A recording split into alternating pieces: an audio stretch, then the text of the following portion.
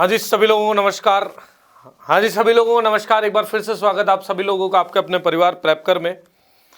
अपनी जो सीरीज चल रही थी सुबह का नाश्ता सीरीज, उसमें आप सभी का स्वागत है। सुबह का नाश्ता जो चल रहा था अपना, उसमें आप सभी का स्वागत है। रामसर झीलें जो अपन कवर कर रहे थे, जिसमें खूब सारे वन्य जीव अभ्यारण्य वगैरह कवर कर रहे थे, वो सारी की सारी सीरीज अपनी चालू है, बंद नहीं हुई है। अच्छा, आज एक स्पेशल वीडियो भी है, पूरा वीडियो देखना जरूर। स्पेशल वीडियो है। एक तो सभी को a very warm and happy new year to all of you. आप सभी लोगों को नववर्ष की शुभकामनाएं। सुबह के 5 बजे की क्लास नहीं हो पाई थी, 1 तारीख को वैसे नहीं हुई, 2 तारीख को संडे था, फिर 3 तारीख को मैं नहीं कर पाया, इस कारण से क्लासेस नहीं हो पाई। चलिए, फिर भी एक very warm welcome to all of you. आप सभी लोगों का तहे दिल से, दिल के कोनों कोनों से स्वागत है। 2021 गया, बहुत सारी बातें। मैं सोच रहा था कि मैं न्यू ईयर पे आपसे ये बातें करूं, फिर मैं क्या, चल छोड़ो यार, अब इतनी बातें नहीं करते अपन। या फिर मैं सोच रहा था 3 तारीख की सुबह की क्लास में ये बातें करूं, फिर मुझे लगा नहीं यार, चल छोड़, कोई नहीं। बस एक बात थी, छोटी सी बात है, ज़्यादा कुछ है नहीं। ये बस बात थी कि कैसा रहा सफ़र आपके साथ 3-4 महीने जो हुए, उनमें किस तरीके से ये काम गुजरा, किस तरीके से बातें हुई। तो बस बात यही है कि मेरा ख्वाब जागेगा, मेरी नींद मेरी आंखों में, आंख लगे तो कभी थाम लेना हाथ मेरा। मेरा ख्वाब जागेगा, मेरी नींद मेरी भरी आंखों में, आंख लगे तो कभी थाम लेना हाथ मेरा। ताज चढ़ेगा सरमहल बनेगा, कभी लिखना रुकेगा तो काट देना हाथ मेरा। ये सफर, बहुत सारी बातें हुई 2021 में। कहीं और थे, कहीं और से कहीं और आए, और फिर बहुत कुछ बदला। 3 महीनों में बहुत सारी चीज़ें बदली। पहले मैं बस एक टीचर ही था, पढ़ाता ही था, सिर्फ ठीक ठाक सा पढ़ाता था, ज़्यादा बच्चों से लगाव भी नहीं रखता था, बस अपना पढ़ाता था, अपनी अच्छी बातें करता था, अच्छी बातें पढ़ाई, समझाया और चल दिया।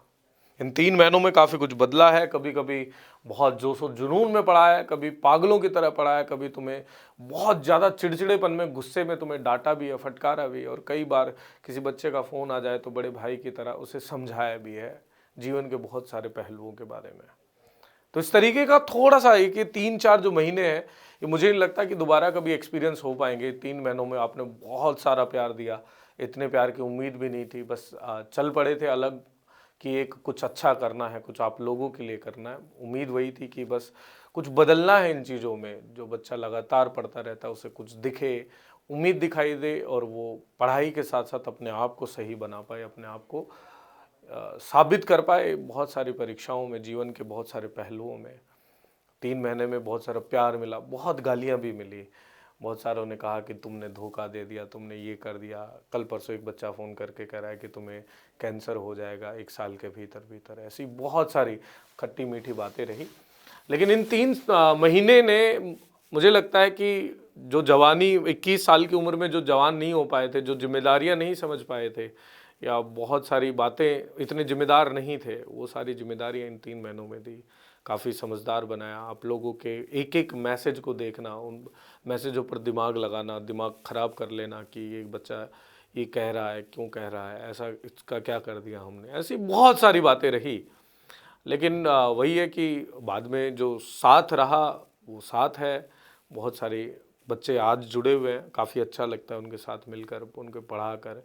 बहुत सारे मैसेज आते हैं, रिप्लाई नहीं कर पाते तो आपका गुस्सा झेलना, गुस्से में आप लोग इंस्टाग्राम हैक कर लेते हो, फिर आप मुझे मैसेज भेज देते हो कि सर मैंने आपका इंस्टाग्राम हैक कर लिया था, आप मुझे रिप्लाई नहीं देते थे। ऐसी बहुत सारी चीज़ें रही।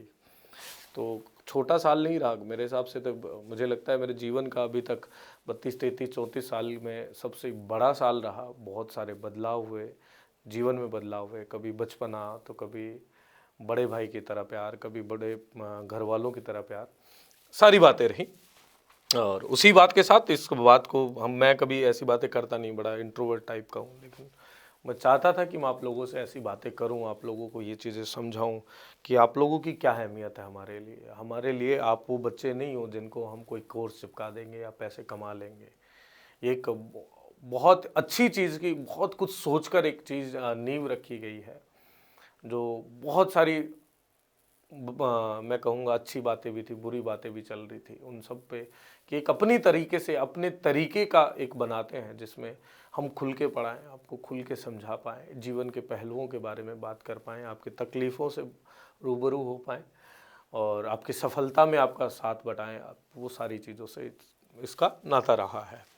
तो प्रेप कर आज भले ही लगता है हमें बहुत पुराना, लेकिन 3 महीने पहले जब कुछ पता भी नहीं था, ऐसे ही अचानक निकले और कि चलो बनाते हैं, कुछ करते हैं, बच्चों के लिए कुछ करते हैं, क्योंकि करना ही ये आता है, पढ़ाना ही आता है, समझाना ही आता है। तो थैंक यू सो मच, आप सभी लोगों को बहुत सारा धन्यवाद, बहुत सारा प्यार मिला आप लोगों का, ये नफरत वालों को भी बहुत सारा धन्यवाद।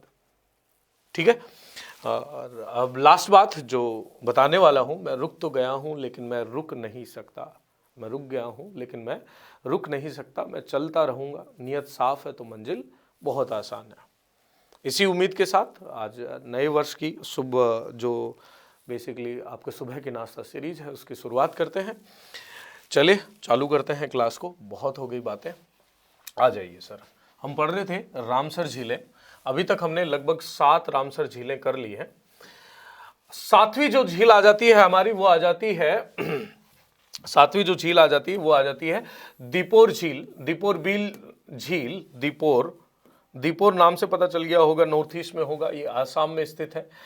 ब्रह्मपुत्र नदी के पूर्व चैनल में एक स्थायी मीठे पानी की झील है, याद रखना, ब्रह्मपुत्र नदी के साइड में एक मीठे पानी की झील है। यह गुवाहाटी के बाईं ओर कुछ किलोमीटर की दूरी पर है, जबकि पोबितोरा वन्यजीव अभ्यारण्य दाईं ओर लगभग 35 किलोमीटर है। इसके दाहिनी ओर पोबितोरा वन्यजीव अभ्यारण्य, पोबितोरा वाइल्ड लाइफ सेंचुरी आपको देखने को मिलती है। दीपोर झील इस तरीके की दिखती है, वही यहाँ पे आर्द्र भूमि आपको देखने को मिलेगी, पानी के छोटे छोटे गड्ढे से आपको देखने को मिलेंगे, घास के मैदान देखने को मिलेंगे। यह है दीपोर झील, जिसे रामसर साइट में शामिल किया गया इसके संरक्षण के लिए। अगला है ईस्ट कोलकाता वेटलैंड्स, पूर्वी कोलकाता आर्द्र भूमि। पूर्वी कोलकाता आर्द्र भूमि कहाँ स्थित है? पश्चिम बंगाल में स्थित है। यह एक बहु उपयोग वाली आर्द्र भूमि है जो कोलकाता शहर की सेवा करती है। याद रखिएगा, कोलकाता के बीच में या कोलकाता में स्थित है ये पूर्वी कोलकाता झील, जो कि एक रामसर साइट है। इस तरह की एक बहुत बड़ी झील है, इससे पूरा कलकत्ता कहीं ना कहीं सहायता लेता है। अगली रामसर साइट पे चलें तो अगली है हरिके वेटलैंड। हरिके बैराज वाली जो स्थिति है आपको पता ही होगा, तो हरिके वेटलैंड है, ये भी एक रामसर साइट है। यह ब्यास और सतलज नदियों के संगम पर एक उथला जलाशय है, जहां व्यास और सतलज नदी मिलती हैं, वो यहीं पे हरिके बैराज बना हुआ है, इसी झील के मुहाने पर। इसके संगम पर एक उथला सा जलाशय है और वो इस तरीके से दिखता है हरिके बैराज। काफ़ी विहंगम दृश्य देखने को मिलता है, जहाँ तक आपकी नज़र जाती है वहाँ तक ये झील देखने को मिलती है। वेटलैंड एरिया है, काफ़ी सारी वनस्पति आपको देखने को मिलेगी, आर्द्र भूमि देखने को मिलेगी यहाँ पे आपको, और कीचड़ सा देखने को मिलेगा। लेकिन ये आर्द्र भूमि काफ़ी महत्वपूर्ण होती है। जब आप पढ़ोगे, जब आप ज्योग्राफी के अंदर पढ़ोगे तो इनका महत्व, आर्द्र भूमियों का महत्व मुझे लगता है कि सबसे ज़्यादा, यदि इस विश्व में सबसे ज़्यादा योगदान कहीं देते हैं तो वो आर्द्र भूमियाँ देती हैं, क्योंकि इसमें बहुत सारे जीव जंतु भी होते हैं, वैसे भी बहुत सारी चीज़ों के उपयोग में आती हैं, पानी पीने के काम आती हैं या वो खेती के काम आते हैं, या यहाँ बहुत सारे जंतु भी मिलते हैं। अगला है होकेरा वेटलैंड। याद रखना, Hokera wetland union territory of Jammu and Kashmir, यह श्रीनगर से केवल 10 किलोमीटर दूर है। होकेरा वेटलैंड, होकेरा आर्द्र भूमि, यह झेलम बेसिन से सटी एक प्राकृतिक 12मासी आर्द्र भूमि है। ये झेलम नदी से सटी हुई है और 12मासी यहाँ पर आर्द्र भूमि है, मतलब हमेशा ये आर्द्र भूमि रहती है।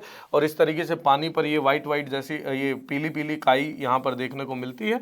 और ये पूरा वेटलैंड है होकेरा वेटलैंड, जो कि जम्मू एंड कश्मीर में स्थित है। कहाँ स्थित है? जम्मू एंड कश्मीर में स्थित है। अगला है कांजी वेटलैंड। कांजी वेटलैंड की बात करूँ तो माफ कीजिए, कांजली वेटलैंड। कांजली वेटलैंड कहाँ मिलता है? पंजाब में मिलता है। यह धारा धार्मिक दृष्टि से राज्य के सबसे महत्वपूर्ण मानी जाती है, क्योंकि यह सिखों के पहले गुरु श्री नानक से जुड़ी हुई है। कांजी वेटलैंड जो कांजली वेटलैंड जो है, कांजली जो आर्द्र भूमि है, ये सिखों के प्रथम गुरु श्री नानक गुरु जी से ये संबंधित है। इनके बहुत सारी कहानियां यहाँ से संबंधित है। कांजली झील, इस तरीके से सारी आर्द्र भूमियां समहाउ एक ही तरह की आपको देखने को मिलेंगी। पानी होगी, उस पर तैरती हुई वनस्पति होगी, उसमें सभी तरह के जीव जंतु आपको देखने को मिल जाएंगे। अगला है राजस्थान की जमीन, राजस्थान की धरती से केवलादेव राष्ट्रीय उद्यान। ये भी रामसर साइट भी है, राष्ट्रीय उद्यान भी है, वाइल्ड लाइफ सेंचुरी भी है। ये कहां स्थित है? राजस्थान में स्थित है। 10 कृत्रिम मौसमी लगून का एक परिसर है। यहां 10 छोटी छोटी लगून बोलते हैं छोटी झीलों को, इनको मिलाकर एक परिसर है। आकार में ये भिन्न है। वनस्पति, झाड़ी और खुले घास के मैदान एक और मोजेक है जो प्रजनन, सर्दी और प्रवासी पक्षियों के लिए आवास प्रदान करता है।